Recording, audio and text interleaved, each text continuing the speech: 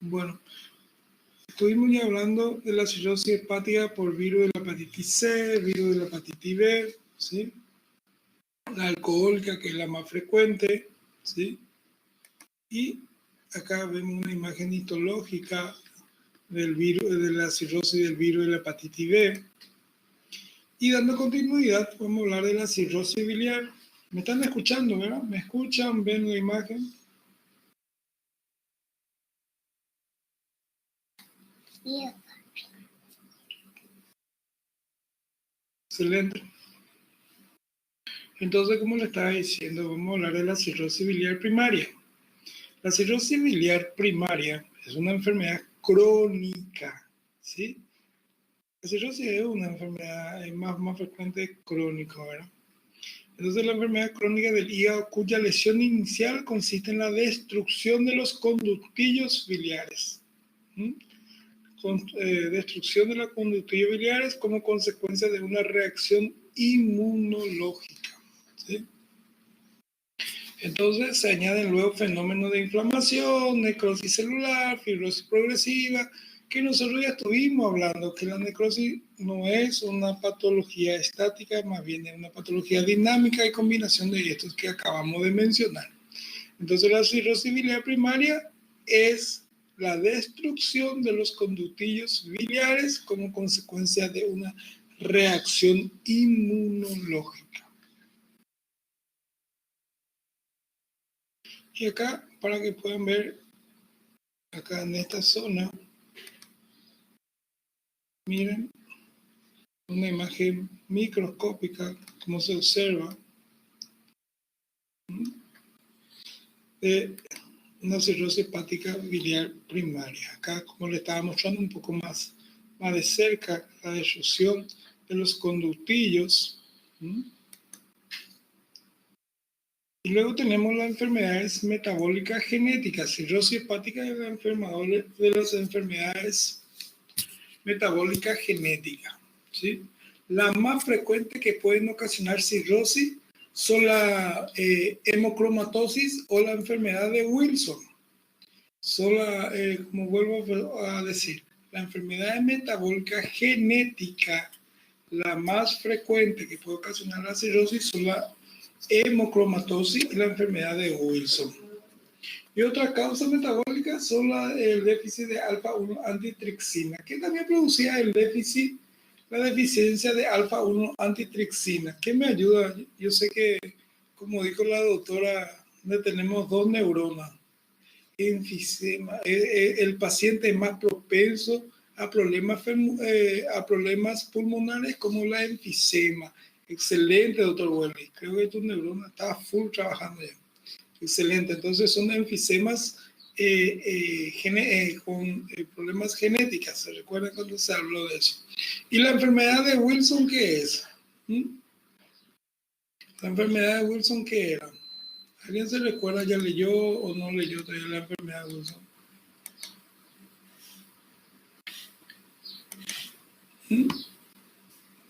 La enfermedad de Wilson es un trastorno hereditario, por eso dice enfermedad metabólica genética. La enfermedad de Wilson es un trastorno hereditario poco frecuente, ¿sí? Que causa un acúmulo de cobre en el hígado, ¿sí? Que causa un acúmulo de cobre en el hígado, en el cerebro y otros órganos vitales. ¿Está bien? Entonces, pero es un trastorno genético o hereditario, bien dicho, un trastorno hereditario poco frecuente que causa una acumulación de cobre en el hígado, en el cerebro y otros órganos vitales.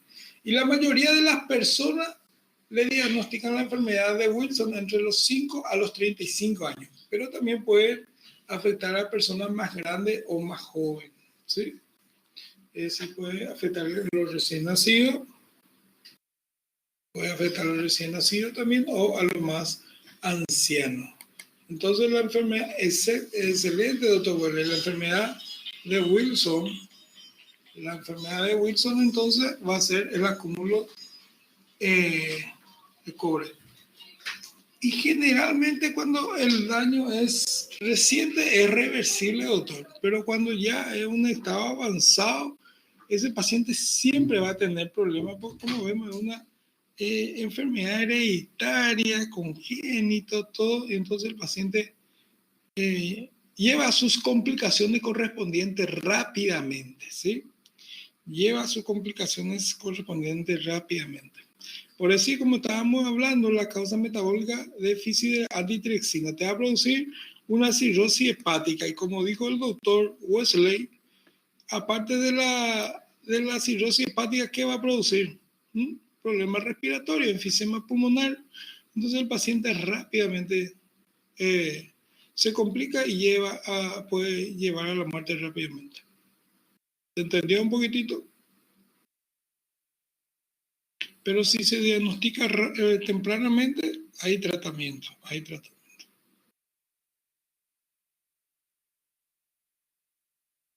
Bueno. Y acá, para que vean, mira, microscópicamente, para que vean, cúmulo de cobre. Miren acá.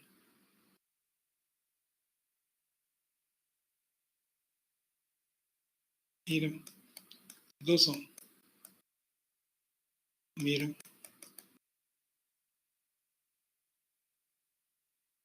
Acá también. Con otra tinción.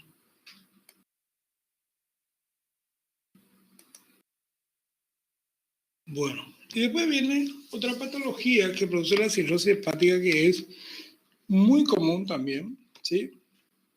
Que es la esteatosis hepática no alcohólica. Hepatitis no alcohólica, dice acá, pero generalmente lo decimos esteatosis hepática no alcohólica, ¿sí?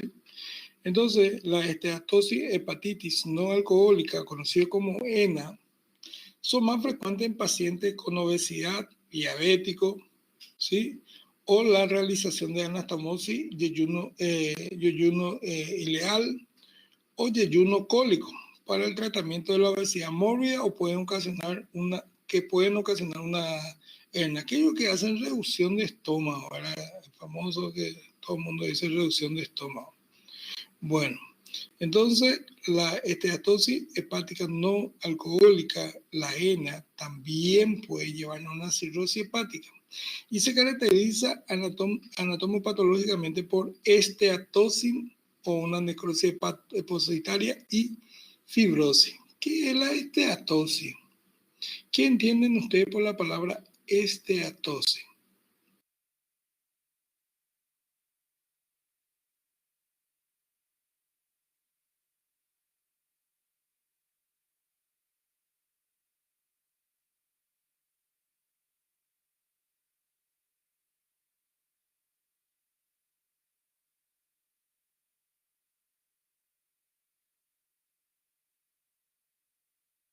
Acúmulo de grasa, ¿sí? Acúmulo de grasa, ¿sí? Acúmulo de grasa en el hígado, acúmulo de grasa en el hígado, ¿sí? Y como dice acá, se caracteriza por una esteatosis, que es acúmulo de grasa, necrosis hepatocitaria y fibrosis. La esteatosis hepatitis no alcohólica puede evolucionar, como dijimos, a cirrosis. Entonces, haciendo un repaso general, vuelvo atrás o le menciono, ¿sí? Las cirrosis biliaria primaria. La cirrosis biliar primaria, entonces, es una enfermedad crónica del hígado cuya lesión inicial consiste en la destrucción de los conductillos biliares, ¿sí? Como consecuencia, una reacción inmunológica, es decir, más bien hereditaria también, ¿sí? Congénita y hereditaria, en lo cual se añaden los fenómenos de la inflamación, necrosis celular y fibrosis progresiva. ¿A quiénes le citamos dentro de la cirrosis biliar primaria? ¿A quiénes le vamos a citar? Enfermedad metabólica genética, que podemos citarles dentro de eso, una cirrosis, hemocromatosis y enfermedad de Wilson. Otro que puede ser por una enfermedad de deficiencia de alfa-1 antitrixina, dijimos. A quienes también le citamos dentro de esa cirrosis biliar primaria, le vamos a citar a la esteatosis no alcohólica, que es la ENA, ¿sí? A esas patologías le citamos dentro de la cirrosis hepática biliar primaria, ¿sí? Y vuelvo a decir, es una enfermedad crónica del hígado cuya lesión inicial consiste en la destrucción de los conductillos biliares como consecuencia de una reacción inmunológica. Y eso ya todos sabemos que la cirrosis hepática es una patología dinámica, entonces tenemos el fenómeno de la inflamación, necrosis celular, fibrosis progresiva, para poder así sucesivamente llegar a una cirrosis. Entonces, hablamos de las patologías que están dentro de la enfermedad,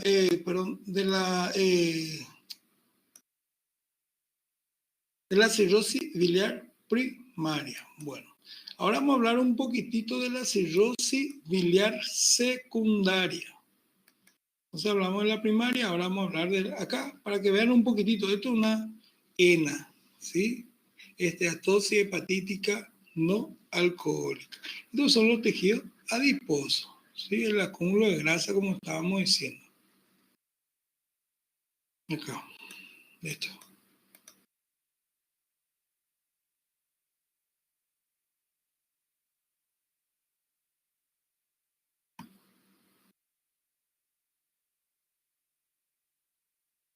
Bueno. Y como estábamos diciendo, vamos a hablar de la cirrosis biliar secundaria, ¿sí?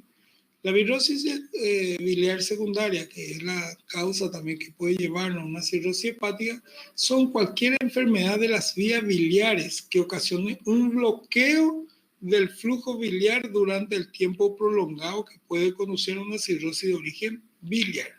Entonces, secundaria ya es cualquier enfermedad de las vías biliares que ocasiona un bloqueo del flujo biliar durante un tiempo prolongado que puede conducir a una cirrosis de origen biliar. Dentro de eso le podemos citar a la atresia de las vías biliares. ¿Quién sabe qué significa la palabra atresia? Podemos citarle a la litiasis coledociana, que es una patología muy común, una estenosis benigna o maligna de las vías biliares principal, una colangitis esclerosante, que también son muy comunes, ¿sí? Que son muy comunes. Entonces, la secundaria ya son aquellas patologías que uno adquiere y son patologías que va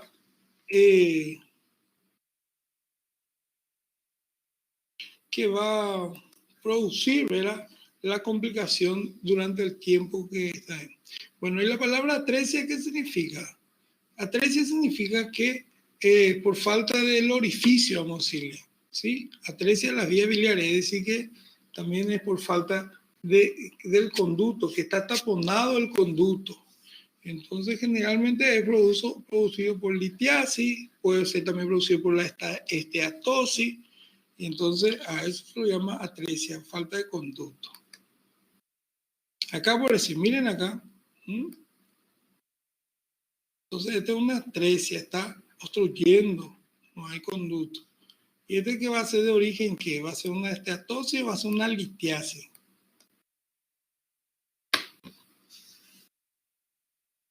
¿Qué va a ser una esteatosis o una litiasis?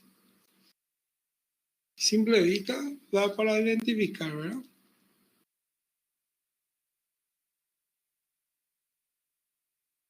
Una litiasis, ¿sí? Una litiasis que está obstruyendo.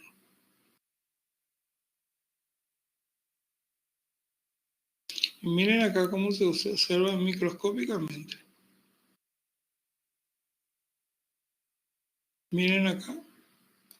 Estas son las obstrucciones de los conductos.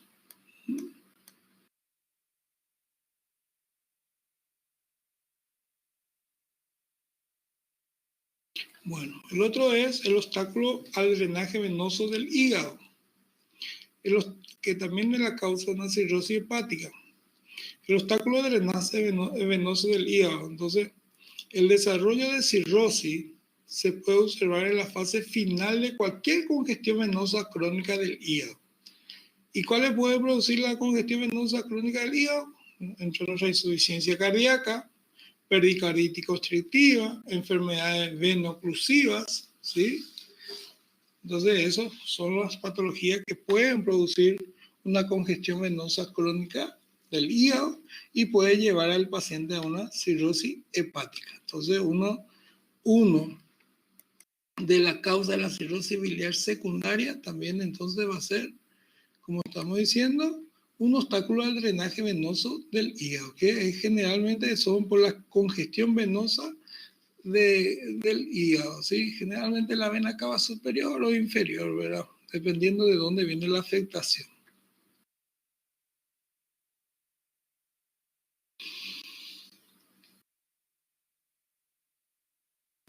Y acá, como ven, una congestión venosa. Miren, la congestión venosa.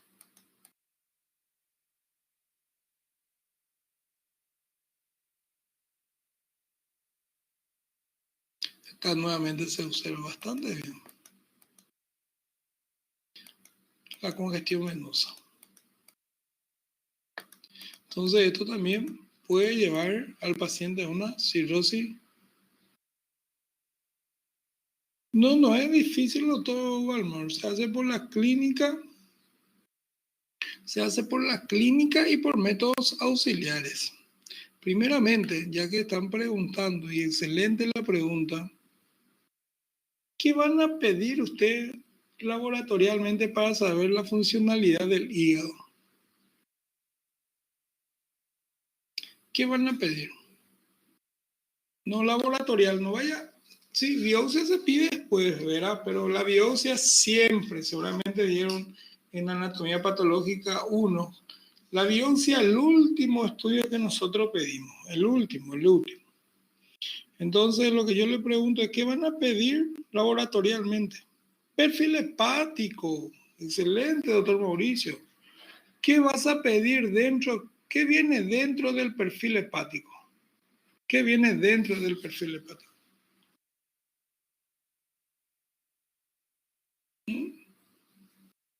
Vamos a pedir del perfil hepático, vamos a pedir bilirrubina total. Dentro de la total se divide en directa e indirecta. Después, la TGO, o conocido como la AST, la TGP, o conocido como la ALT. Después, fosfatasa alcalina, proteínas totales y albúmina. Entonces, bilirrubina total, directa e indirecta. La GO o la AST, la GP o la ALT, la fosfatasa alcalina, proteínas totales y albúmina. Entonces ese es el perfil lipídico. Ahora mi pregunta es, ¿cuánto es el valor normal de la bilirrubina total?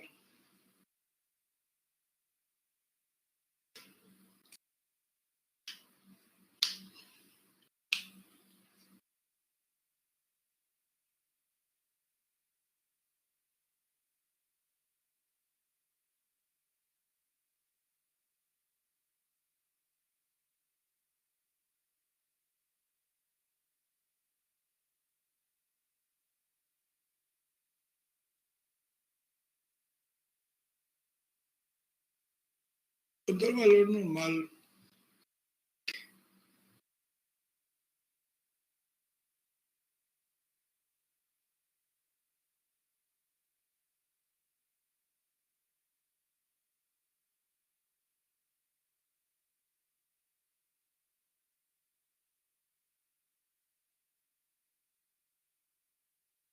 ¿Qué dice Google? Ay, jue.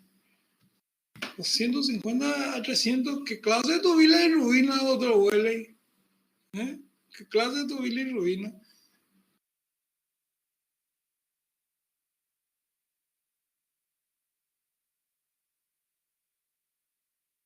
El valor normal de la bilirrubina es 0,2 a 1 miligramo por decilitro, eso es total. Y eso se divide entre directa y la indirecta. La directa es de 0 a 0,2 miligramos por decilitro y la indirecta es de 0,2 a 0,8 miligramos por decilitro, ¿sí? Por decilitro. Es el valor normal de bilirrubina. Y después tenemos la, la TGO o la AST, como dicen ustedes, de 5 a 40 UL, unidad por litro, y la TGP o la ALT de 7 a 56 unidad por litro. La fosfatasa alcalina es de 17 a 142 unidades por litro, proteína de 6 a 8 gramos por decilitro y la albúmina 3,8 a 5 gramos por decilitro. Ustedes tienen que manejar esos valores. Usen TIN es más rápido que Claro. Internet Chin es mejor que Claro. Vamos a usar isso para responder mais rápido. O mi internet lo que es muy despacioso. Ustedes me escuchan bien, ¿verdad? ¿Me están escuchando bien? ¿Ven la imagen? Tío, sí, ahí sí, Mauricio, te doy la razón, porque ayer también yo cableé a Tío ayer y me quedé sin señal. Bueno, é muito cedo ainda para ser chato, né? Vamos a continuar. Entonces ya manejan los valores, ¿sí? Manejan los valores. Entonces, como dijimos, estos son problemas de obstáculo de drenaje venoso que generalmente ocurre por cualquier congestión venosa crónica del hígado. Y ahí lo tenemos citado las patologías que suele producir eso. Miren acá. Miren acá, por en esta zona se observa bastante bien. Acá más de cerca. Fármaco, cirrosis hepático por fármaco, ¿sí? La hepatotoxicidad por fármaco puede dar lugar a una cirrosis. ¿Qué puede ser? Puede ocurrir a consecuencia de una hepatitis aguda o subaguda con necrosis hepática extensa o como consecuencia de la evolución de una hepatitis crónica. Dentro de la hepatotoxicidad por cirrosis hepática por fármaco, le podemos citar al metotrexato. ¿Para qué se utiliza el metotrexato? Ustedes ya dieron fármaco. Metildopa, ¿sí? La isoniazida, vitamina A, nitrofurantoína y la amiodarona. Estos fármacos son los que producen rápidamente, pueden llevar al paciente a una hepatotoxicidad. Y existen otros varios, ¿sí? ¿Qué nos falta acá? Uno principal. ¿Qué nos falta? Uno principal.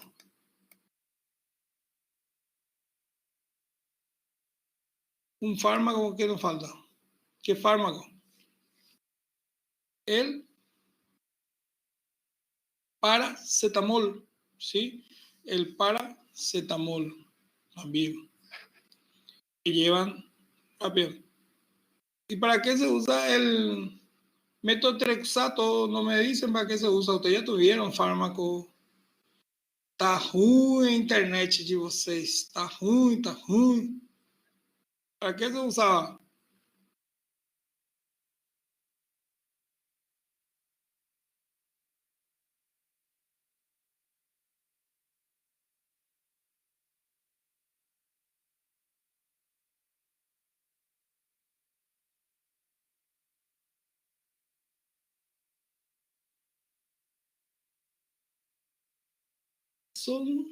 Son medicamentos no anticancerínicos, sino son medicamentos que se utilizan para combatir la neoplasia. Excelente, doctor Barmón. Tu internet está rápido, muy poco. Bueno, después tenemos la cirrosis hepática, que puede ser la cirrosis criptogenética. Entonces, la cirrosis criptogenética, que es una cirrosis de etiología desconocida, idiopática, se diagnostica como menor frecuencia a medida que se dispone de diagnóstico más específico. Es decir, si no sabemos qué es, podemos decir que es una criptogenética.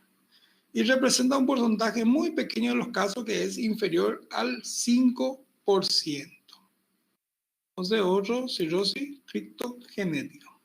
Manifestaciones clínicas de la cirrosis hepática. ¿Cómo es las manifestaciones clínicas de la cirrosis hepática? Como todos sabemos, primeramente nuestra hipertensión portal, ¿sí? Dentro de la hipertensión portal podemos tener la consecuencia del varices esofágica, hemorragia digestiva alta, arañas vasculares, ascitis, ¿eh?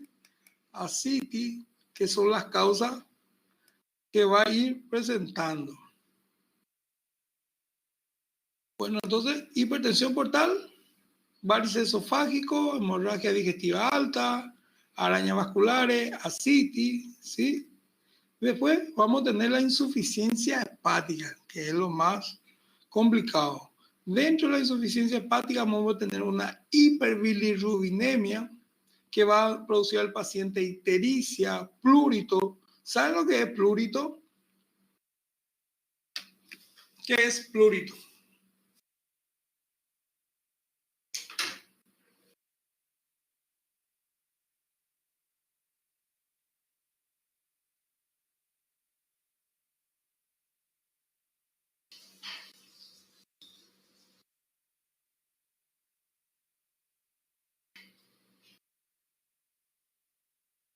Es muy, sí, picazón, excelente. Encelopatía hepática, ginecomastia, ¿sí? Desaparición del vello axilar, desnutrición. Esos son todo consecuencias de la insuficiencia hepática. Todo consecuencia de la insuficiencia hepática. Entonces, la característica clínica, hipertensión portal, insuficiencia hepática, ¿sí? Y después las complicaciones, ¿sí? ¿Qué va a traer las complicaciones? Como ya dijimos, las varices esofágicas, ¿verdad? Y con menor frecuencia la gástrica. Son particularmente propensos a la hemorragia.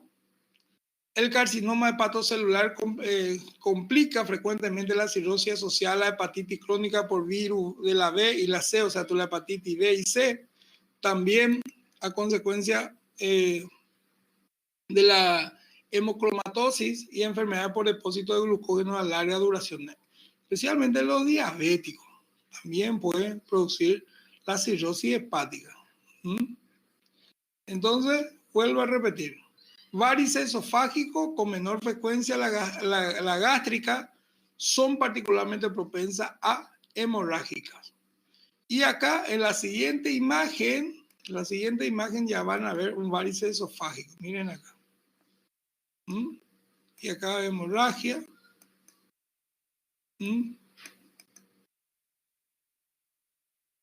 Estas son las complicaciones de la cirrosis hepática.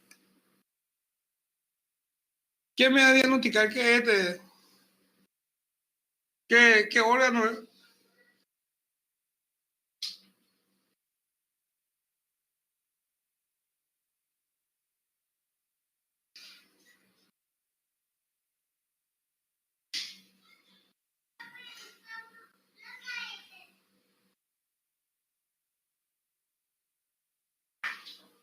Nuestro hígado, ¿verdad? Es del hígado. Parece más, no sé, parece un timo, tiroides. Parece un próstata cortado en el medio, pero es del hígado, la cirrosis hepática del hígado.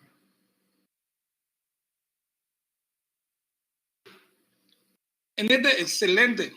En este punto de vista estructural podemos decir que es un macronodular, sí, un amor macro, mayor a 3 milímetros, miren, sí. Podemos decir que eso es morfológicamente. Miren acá, ¿este qué hace? ¿Qué tipo? ¿Acúmulo de qué hay ahí?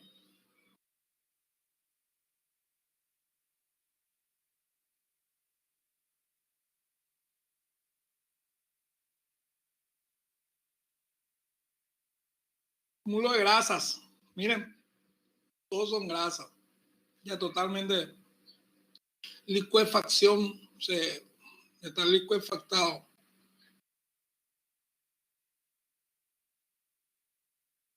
Estos eran las células hepatocíticas, como ven acá ya, totalmente destruidos sin forma. porque la célula hepatocítica es como un polígono, más o menos así, ¿sí? Y acá ya totalmente destruido. Miren acá.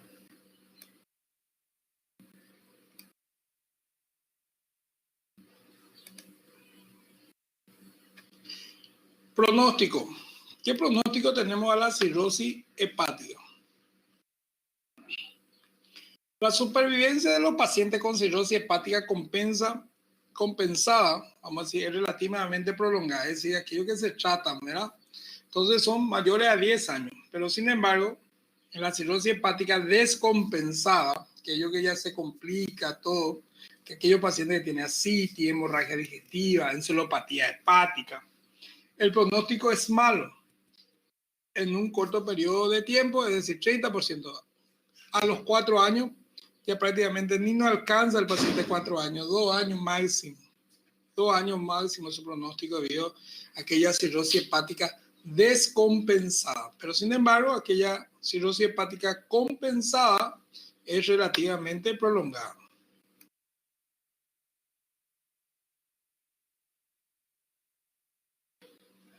La causa más frecuente de la muerte son insuficiencia hepática, hemorragia digestiva, infección, síndrome hepatorrenal, carcinoma hepatocelular. Estas son las complicaciones, ¿verdad? Entonces, la única medida terapéutica que es eficaz para el mejor pronóstico de la enfermedad es el trasplante del hígado, ¿sí? Es el trasplante hepático. Entonces, cuando ya hay complicación, no hay de otro que pedirle al paciente trasplante, ¿sí? Entonces, para el mejor pronóstico es el trasplante. Bueno, ¿alguna pregunta hasta ahí?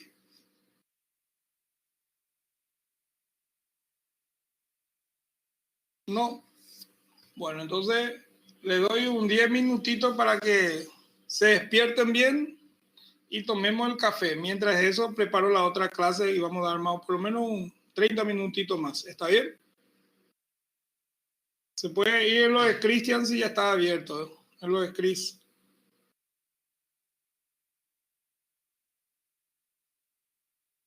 Parece que algunos niños se despertó todavía. Fuerza, doctores.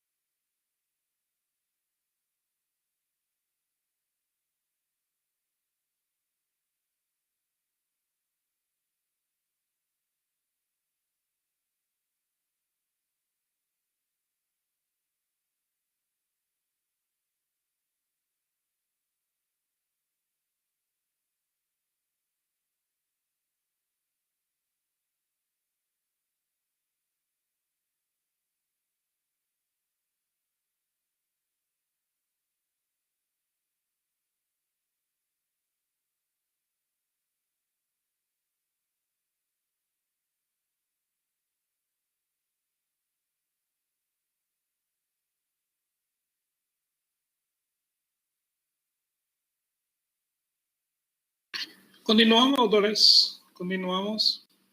¿Están ahí? ¿Me escuchan? ¿Ven la imagen?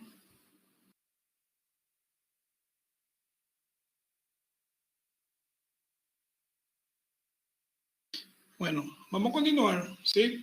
Como le dije, un poquito de contramano. Yo ya le hablé de la patología de la cirrosis hepática ayer, hoy, y ahora el programa está un poquitito contramano y ahora vamos a hablar de lo que es la estructura anatómica, histológica y fisiológica del hígado. Entonces, para ir enchufando y encajando lo que estuve hablando ayer y hoy, vamos a hablar de lo normal del hígado. ¿Sí? Este ya dijimos, es una imagen normal del hígado, ¿sí? Los conductos, el hígado normal, ¿sí? El hígado de porción izquierdo, derecho, como ven acá, súper. Entonces, voy hablando un poquitito de lo que es, de lo normal. Nosotros sabemos que el hígado tiene una estructura macroscópica y microscópica. Y sabemos que en la porción macroscópica está compuesta por 4 lóbulos, ¿sí? Está compuesta por 4 lóbulos. Entonces, esto ustedes ya saben todo, ya por eso va a ser un poco más rápido y ahí ya doy concluido la clase. Entonces, el hígado macroscópicamente mirando tiene 4 lóbulos, derecho, izquierdo, cuadrado, caudado, ¿sí? El lóbulo derecho e izquierdo dividido por el ligamento falciforme, de eso ya saben, ¿verdad? Color café rojizo, se localiza en el inferior del diafragma, pesa aproximadamente 1,5 kilos, eso es muy importante, así nosotros también le pesamos al paciente. Entonces, de la estructura general macroscópicamente, microscópicamente podemos hablar que está conformado de la forma pequeño cilíndrico llamado lóbulo hepático, ¿sí? Está formado por lóbulos hepáticos que miden 2 milímetros de largo por 1 milímetro de diámetro. El lóbulo consta de una vena central, ¿sí? Dentro tiene la célula hepática o hepatocito, como lo llamamos nosotros, las placas sinusoides hepáticas que vamos a ir viendo. Entonces, esta es una imagen macroscópica y microscópica. La morfología, ¿sí? Como es la forma del hígado, tiene una forma ovoide de color rojizo pardo, ya dijimos, pesa aproximadamente 1,5 kilos, es una glándula mixta, es un órgano glandular más grande de todo el organismo, se divide en lóbulos, ya dijimos, ¿sí? Se encuentra en el hipocondrio derecho y en la parte del epigástrico y se ajusta según su entorno. Entonces, eso es cuando estemos hablando de la morfología. Dijimos que se encuentra en la región hipocondrio derecho y un poco del epigastrio. Y entonces, para facilitarlo un poquitito, no sé si estoy haciendo bien, pero para facilitarlo un poquitito, entonces este cuadro acá y es más o menos en esta zona se localiza, ¿sí? Hipocondrio derecho, epigástrico, o podemos decir en el cuadrante superior derecho y un poquitito del cuadrante superior izquierdo. Entonces, esta es la ubicación o localización del hígado. Para palpar al hígado tenemos de palpar por debajo del reborde costal. Y entonces nuevamente acá nos muestra, para semiomédica ya les sirve a ustedes, dónde está ubicado el hígado. Prácticamente está protegido por la caja torácica. Miren acá. Por debajo mismo del diafragma ya está ahí. Y acá lo ven sin la protección. Está por encima del estómago, como ven acá. Nuevamente, los lóbulos del hígado dijimos que se dividen en dos, principalmente derecho e izquierdo, por eso está dividido por el falciforme. Y también tenemos el lóbulo caudado, miren acá, el lóbulo caudado, el lóbulo cuadrado, acá, Entonces se divide en 4 lóbulos. Izquierdo, derecho, caudado y cuadrado. Nuevamente acá. Izquierdo, derecho, ligamento falciforme, ligamento redondo del hígado, el ligamento coronario, como ven acá, la cara diafragmático del lóbulo derecho, ¿sí? La vesícula que lo abraza totalmente está por debajo del lóbulo derecho, el lóbulo caudado, y acá deberíamos estar el lóbulo cuadrado, ¿sí?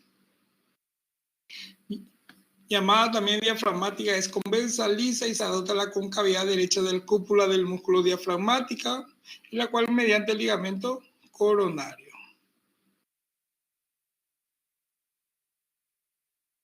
Nuevamente acá, llamada también cara visceral, es cóncava y está relacionada con las vísceras abdominales como el estómago y el intestino. Y nuevamente acá le muestro la cara posterior inferior y posterior lateral.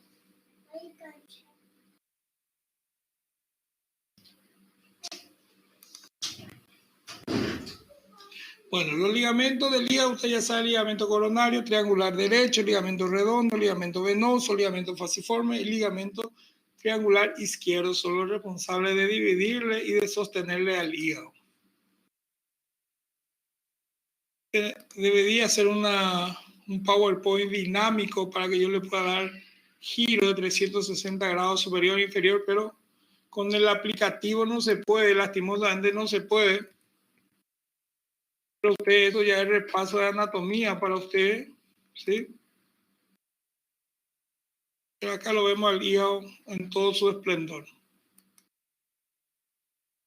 Bueno. Nada más un repaso, como le dije. Y acá, ligamento coronario del hígado, ¿sí? Ligamento triangular del derecho, lóbulo hepático derecho, vesícula biliar que se ve acá, ¿sí? El ligamento redondo del hígado, el ligamento falciforme del hígado, el ligamento triangular izquierdo, el lóbulo hepático izquierdo, dando la vuelta un poquitito la cara, mirando la cara posterior, inferior, inferior, ¿sí? Le tenemos al lóbulo caudado, ¿sí? Al lóbulo cuadrado, como ven acá, ligamento coronario, ¿sí? Ligamento de la vena cava caudal, la vesícula, ¿sí? Impresión duodenal, donde se va el duodeno, hace contacto con el hígado, ¿sí? Impresión renal, donde el riñón hace contacto con el hígado. Entonces, mirando, y acá tenemos el duodeno, que se conecta acá, como muestra acá, miren. Y esa es la división anatómica. La irrigación, ¿sí? Del hígado, como ven acá, se observa bastante bien. Tenemos los vasos aferentes, que es la arteria hepática y la vena porta. Y tenemos los vasos eferentes, que está dado por la vena hepática o suprahepática, que drena la sangre de la vena del hígado desde los lóbulos hepáticos hacia la vena cava inferior. Entonces tenemos los vasos aferentes y los eferentes.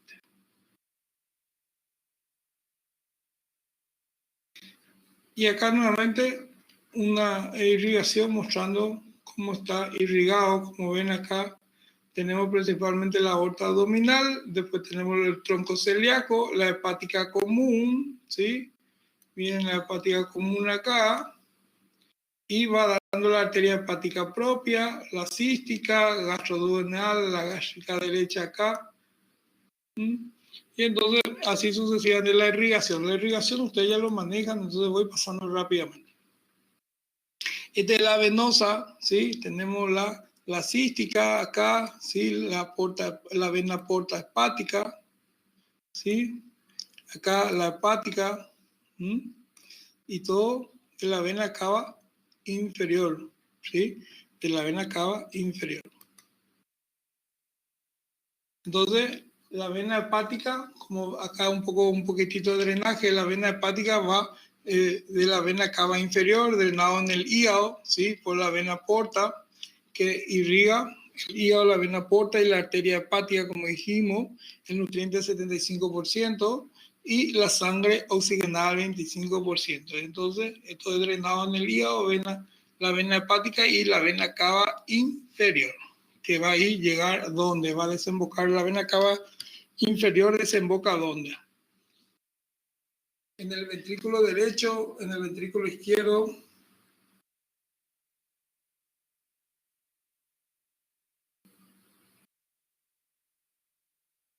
¿Dónde desemboca, doctores?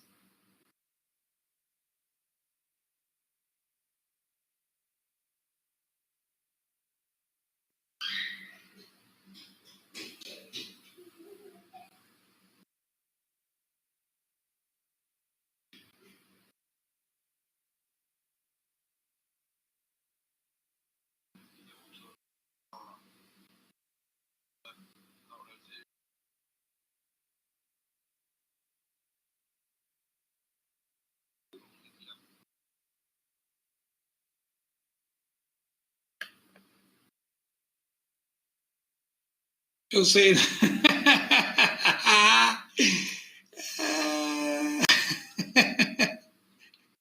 Desemboca en el atrio derecho. Desemboca en el atrio derecho. Dale, fuerza, doctores. Bueno, la histología que nos importa un poco más a nosotros, ¿verdad? Se presentan dos componentes principales. Acá es así que hemos visto, ¿sí? Tenemos el estroma, ¿sí? Constituido de los tejidos conectivos que sirven de soporte, ¿sí?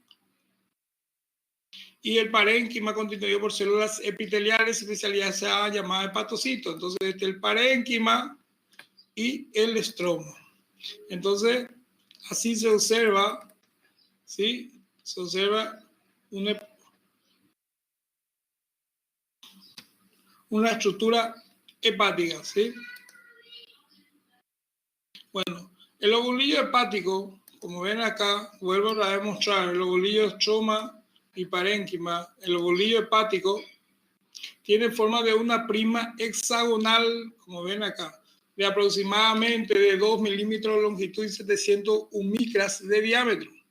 La vena central, centrolobulillares, acá como muestra acá, ¿sí? Se localiza en el centro de cada lobulillo, en el cual drena los capilares sinusoides,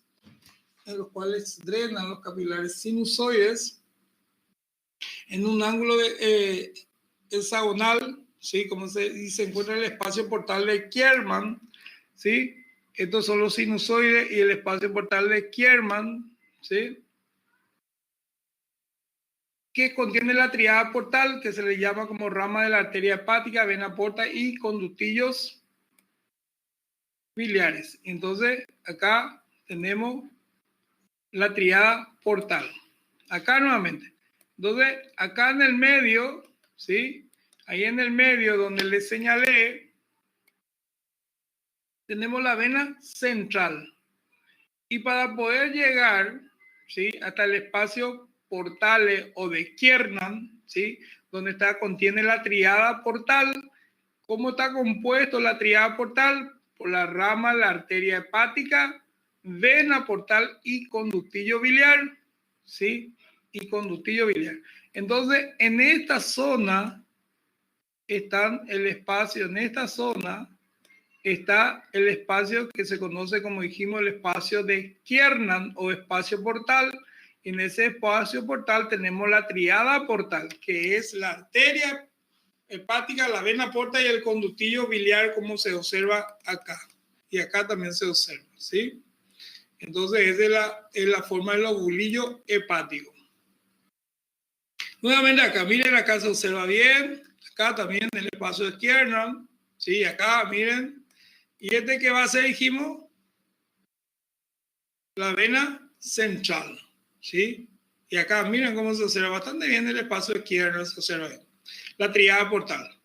Triada portal. ¿Qué tenemos? Arteria hepática, la vena portal y el conductillo biliar. Y acá nuevamente muestra, ¿verdad? El espacio el espacio portal o de Kiernan, ¿sí? La triada, tenemos la rama de la vena portal, ¿sí? Conductillos biliares, epitelio cilíndrico simple, arteria de la rama hepática y tejido conectivo, ¿verdad? Entonces la triada portal está obviamente compuesto que se encuentra en el espacio de Porta o espacio de Kiernan.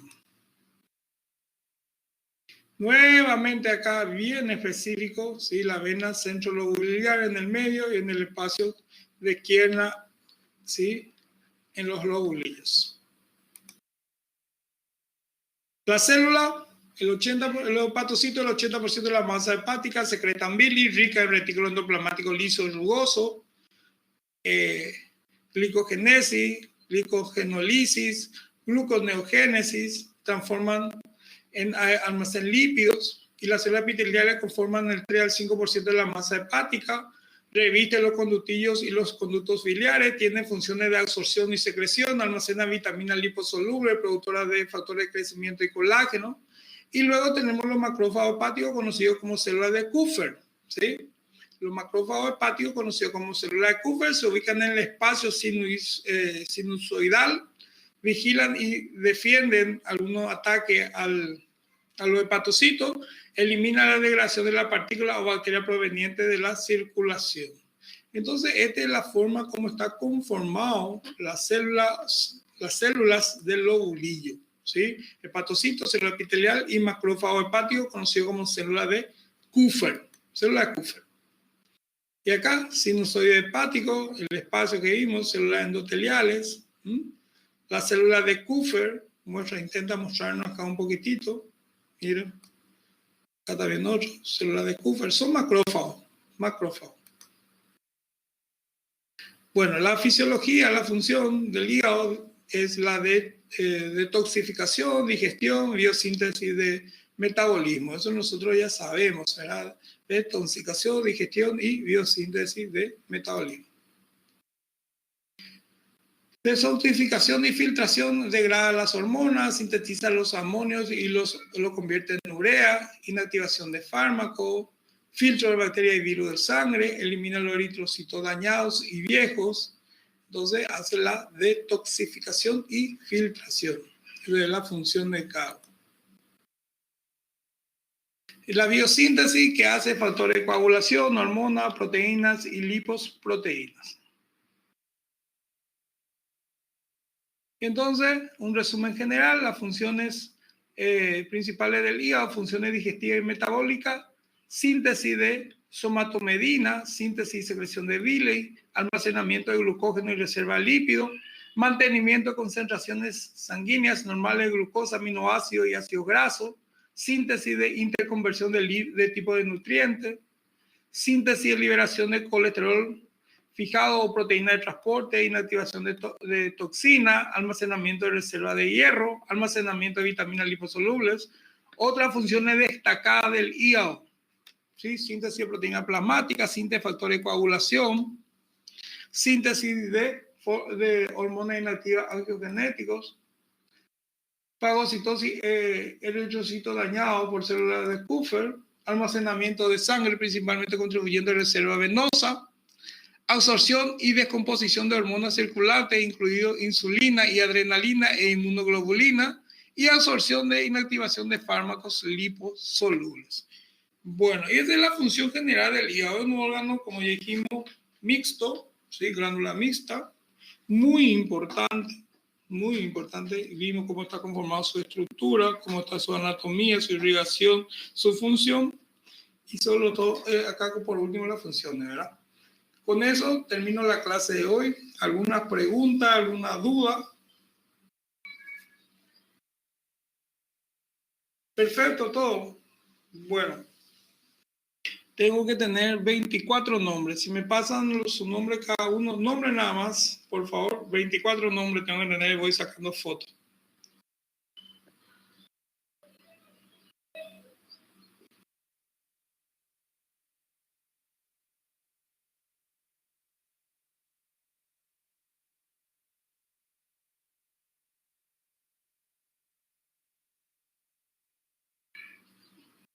Bueno, vayan pasando, 24 nombres tengo.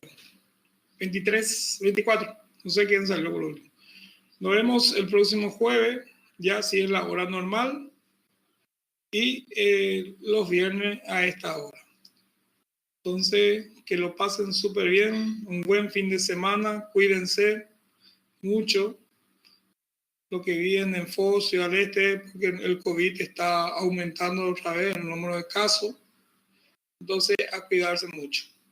Un fuerte abrazo y un buen fin de semana para todos.